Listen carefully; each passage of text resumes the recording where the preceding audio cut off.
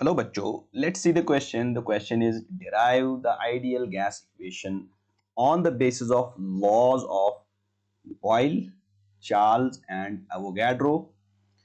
Second part of the question is calculate the volume occupied by an ideal gas at STP if 0.25 liter of gas is present at 700 mm of Hg and 273 degrees centigrades. So बच्चों question में हमसे पूछा गया है कि ideal gas equation को हमें derive करना है on the basis of Boyle's, Charles and Avogadro's law. Clear.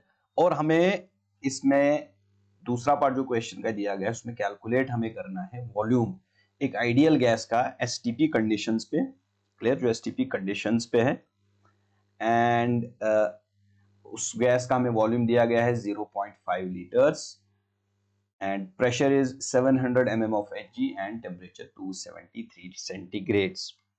तो इन कंडीशंस पे हमें कैलकुलेट करना है the volume occupied by the gas।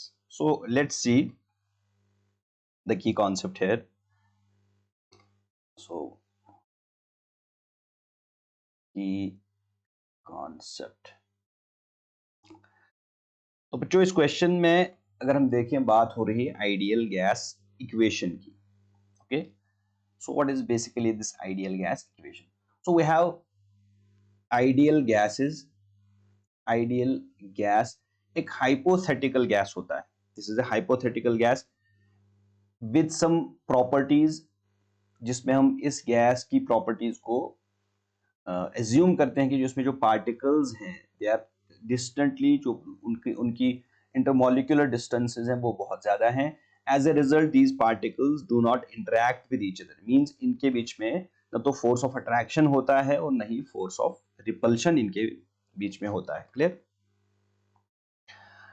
Second thing is, second property जो इन गैसेस की है that we assume is that particles do not have volume। so दो points, important points, particles don't interact और दूसरी चीज particles don't have volume। तो इस तरह के गैसेस को हम आइडियल गैसेस कहते हैं। Now we have certain properties in certain quantities जो गैसेस के साथ एसोसिएट होती हैं।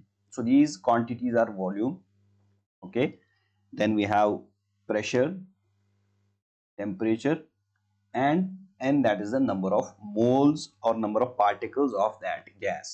ठीक है।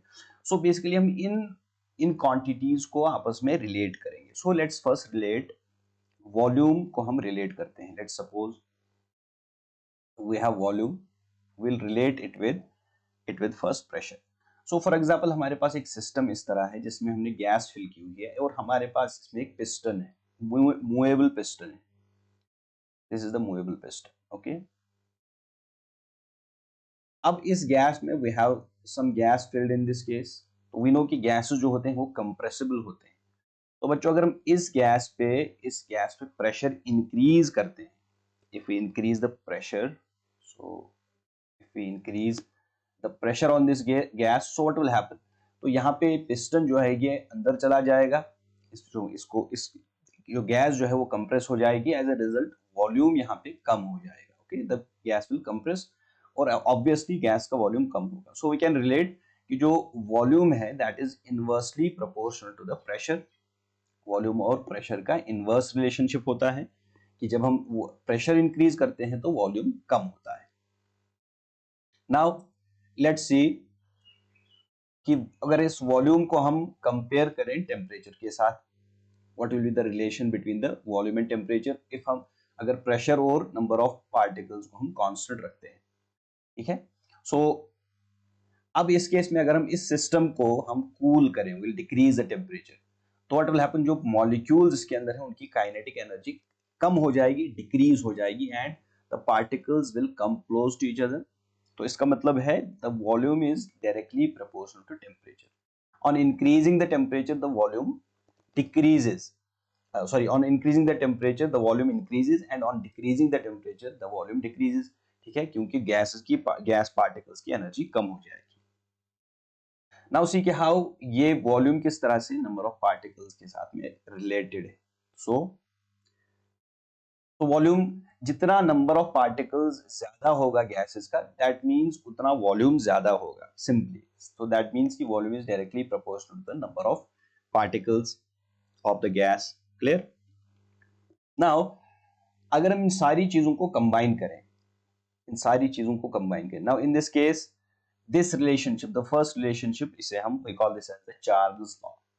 This is Charles law, which relates volume and pressure, and this is Boyle's law.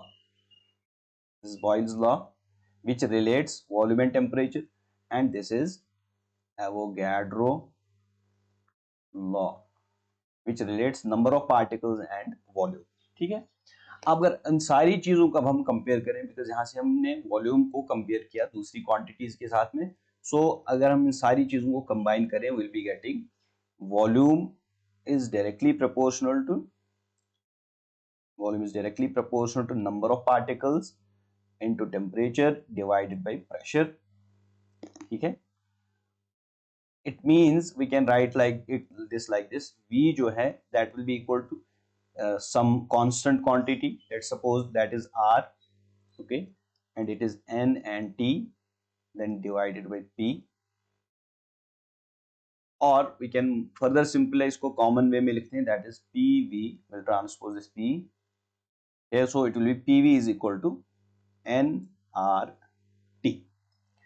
So guys, this is what is called as the ideal gas equation. So this is ideal gas equation. Clear. इसमें जो R हमने लिखा, this is the ideal gas constant. This is a constant known as ideal gas constant. So this is how we can derive the ideal gas equation. Now let's take the second part of the question. So we have PV is equal to nRT. तो अगर हम एक particular gas की बात करें जो container में हो, तो बच्चों अगर हम इसमें प्रेशर, वॉल्यूम एंड टेम्परेचर को चेंज करें, तो जो नंबर ऑफ मोल्स और जो कांस्टेंट है that will always remain constant, वो चेंज नहीं होगा. तो in second part of question we are changing pressure, volume and temperature. That means कि उस केस में एन आर जो कांस्टेंट रहेगा. So that means PV by T is equal to N R. ठीक है, ये कांस्टेंट क्वांटिटी है. Now, if initial pressure is P1, initial volume is V1 and initial temperature is T1, then it will be equal to, इसी gas के लिए equal to होगा nR के, and P2 V2 divided by T2 for the same when we change the pressure, volume and temperature, इसी gas के लिए वो that will be again equal to nR. So it implies कि इन दोनों को combine करने के बाद will be getting P1 V1 divided by T1 is equal to P2 V2 divided by T2. So बच्चों let's see now कि जो हमें क्या क्या given quantities हैं. So in the question at STP जो प्रेशर होगा, ठीक है, P1 that is equal to 700 and that is equal to 750 mmHg, okay, and volume V1 is to be calculated, और हमारे पास यहाँ पे T1 that is given also 273 Kelvin, 273 Kelvin, क्योंकि STP पे जो टेम्परेचर होता है वो 0 डिग्री सेंटीग्रेड होता है, that is equal to 273 Kelvin. So this is one part. Or now P2 that is given in the question 700 mmHg, V2 is given as 25 liters, V2 is given as yes, it is I think 0.25, it is not 25, it is 0.25। और temperature जो है that is T2 हमको दिया गया है 273 centigrades, और उसको kelvin में कैलकुलेट करें तो that will be equal to 546 Kelvin. Clear? अब इन क्वांटिटीज को हम इस इक्वेशन में सब्स्टिट्यूट करें तो will be getting the answer. It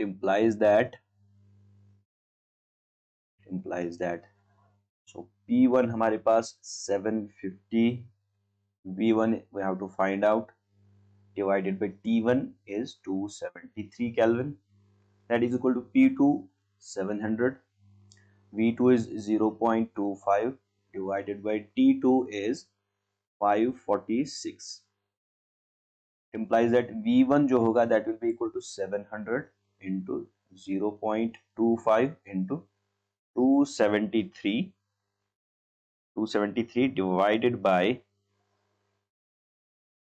divided by 546 into 750।